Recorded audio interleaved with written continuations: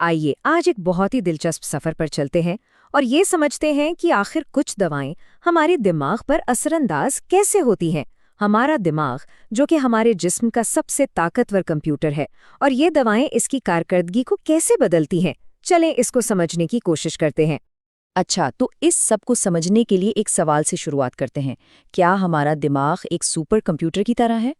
تو اس پوری بات کو سمجھنے کے لیے جواب ہے ہاں، بالکل۔ اور جن ادویات پر آج بات کریں گے وہ اس سپر کمپیوٹر کے لیے ایک طرح کی آئی ٹی سپورٹ کا کام کرتی ہیں۔ تو یہ سپر کمپیوٹر، جسے ہم سائنس کی زبان میں مرکزی اعصابی نظام یا CNS کہتے ہیں، آخر ہے کیا؟ دراصل یہ ہمارے جسم کا کمانڈ سینٹر ہے جو دماغ اور ریڑھ کی ہڈی پر مشتمل ہے۔ ہمارے سوچنے، چلنے پھرنے اور محسوس کرنے یعنی ہر چیز کو یہی کنٹرول کرتا ہے۔ تو یوں سمجھیں کہ ہمارا دماغ ایک کمپیوٹر کا پروسیسر ہے۔ اب کچھ دوائیں اس پروسیسر کی رفتار کو بڑھا دیتی ہیں، بالکل جیسے کوئی گیمر اپنے کمپیوٹر کو اوور کلاک کرتا ہے، جبکہ کچھ دوائیں اسے سست کر دیتی ہیں، جیسے اسے سلیپ موڈ میں ڈال دیا ہو۔ تو آج ہم کیا کیا دیکھنے والے ہیں؟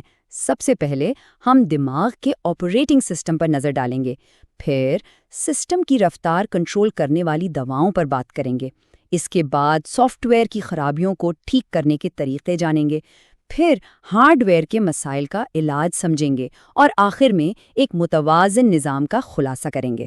تو چلیں سب سے پہلے سیکشن کی طرف بڑھتے ہیں، دماغ کا آپریٹنگ سسٹم۔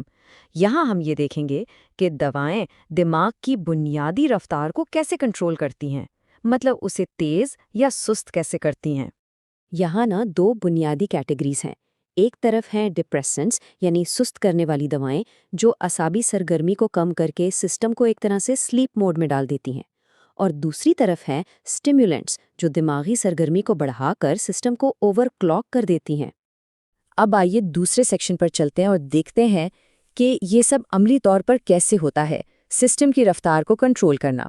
یہاں ہم ان دواؤں پر بات کریں گے جو بے چینی، نیند یا پھر سسٹم کو تیز کرنے کے لیے استعمال ہوتی ہیں۔ اچھا، تو بے چینی اور نیند کے لیے ہمارے پاس کئی ٹولز ہیں۔ بینزوڈیازپائن سب سے عام اور نسبتاً محفوظ سمجھی جاتی ہیں۔ یہ دماغ میں ایک قدرتی کیمیکل گابا کے اثر کو بڑھاتی ہیں، جو سمجھے ہمارے دماغ کا اپنا بریک ہے۔ دوسری طرف باربیچوریٹس ہیں جو بہت زیادہ طاقتور ہیں اور زیادہ مقدار میں بے ہوشی بھی کر سکتی ہیں۔ اور پھر بسپرون ہے جو صرف عمومی بے چینی کا علاج کرتی ہے اور اس کا پٹھوں پر کوئی اثر نہیں ہوتا۔ تو آپ دیکھ رہے ہیں ہر دوا کا اپنا ایک مخصوص کام ہے۔ اب اگر سسٹم کو تیز کرنا ہو تو کوکین جیسے اسٹیمولنٹس دماغ کے کیمیائی پیغام رساں یعنی نیورو ٹرانسمیٹرز کو واپس جذب ہونے سے روک دیتے ہیں، جس سے دماغ تیز ہو جاتا ہے۔ نیکوٹین جو تمباکو میں پایا جاتا ہے وہ بھی یہی کام کرتا ہے۔ اور پھر LSD جیسی ادویات ہیں جو سیروٹونن ریسپٹرز کو متاثر کر کے وہمیں پیدا کرتی ہیں۔ یہ سب دماغ کو اوور کلاک کرنے کے مختلف طریقے ہیں۔ اب ہم اپنے کمپیوٹر کے سافٹ ویئر کی طرف آتے ہیں۔ سیکشن 3 میں ہم دیکھیں گے کہ کس طرح کچھ دوائیں دماغ کے سافٹ ویئر یعنی نیورو ٹرانسمیٹرز میں موجود بگز کو ٹھیک کرتی ہیں، خاص طور پر ڈپریشن اور سائیکوسس جیسی حالتوں میں۔ ڈپریشن کے علاج میں SSRIs ایک اہم کردار ادا کرتی ہیں۔ ہوتا یہ ہے کہ جب سیروٹونن، جو خوشی اور اچھے موڈ کو کنٹرول کرنے والا ایک کیمیکل ہے، وہ خارج ہوتا ہے تو SSRIs اسے واپس جذب ہونے سے روک دیتی ہیں۔ اس سے دماغ میں زیادہ سیروٹونن موجود رہتا ہے جس سے موڈ بہتر ہوتا ہے۔ یہ بالکل ایک سافٹ ویئر پیچ کی طرح ہے جو کسی بگ کو ٹھیک کر رہا ہو۔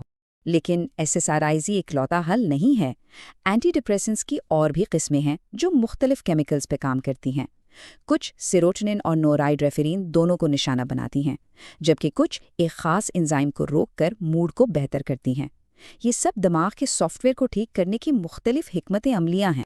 شیزوفرینیا جیسی حالتوں میں مسئلہ اکثر ڈوپامائن نامی کیمیکل کی زیادتی کا ہوتا ہے، جو حقیقت اور خیال میں فرق کرنے کی صلاحیت کو متاثر کر سکتا ہے۔ اینٹی سائیکوٹک ادویات ڈوپامائن ریسپٹرز کو بلاک کر کے اس مسئلے کو حل کرتی ہیں۔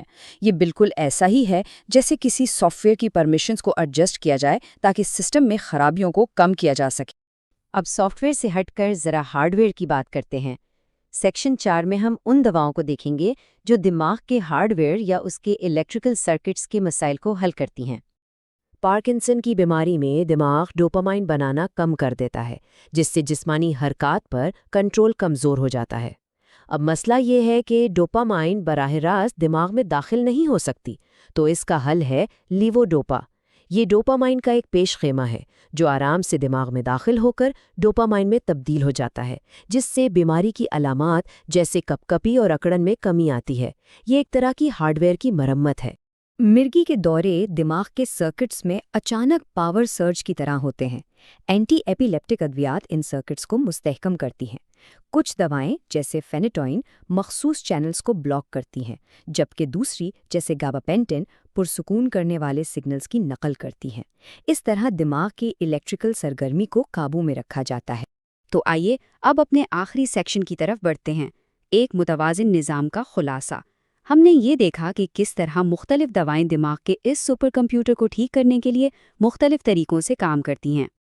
اور یہ ایک جملہ ہے جو اس پورے موضوع کا بہترین خلاصہ کرتا ہے۔ اینٹی ڈپریسنٹ اور اینٹی سائیکوٹک ادویات اس سافٹ ویئر یعنی نیورو ٹرانسمیٹرز کی خرابیوں کو ٹھیک کرنے کا کام کرتی ہیں تاکہ سسٹم متوازن طریقے سے چلتا رہے۔ یعنی مقصد ہمیشہ ایک ہی ہوتا ہے، دماغی نظام میں توازن قائم کرنا۔ اور آخر میں ایک سوال جو ہمیں سوچنے پر مجبور کرتا ہے، جیسے ہم کمپیوٹر کا سافٹ ویئر اپ گریڈ کرتے ہیں، کیا مستقبل میں ہم دماغ کے سافٹ ویئر کو بھی اسی طرح بہتر بنا سکیں گے؟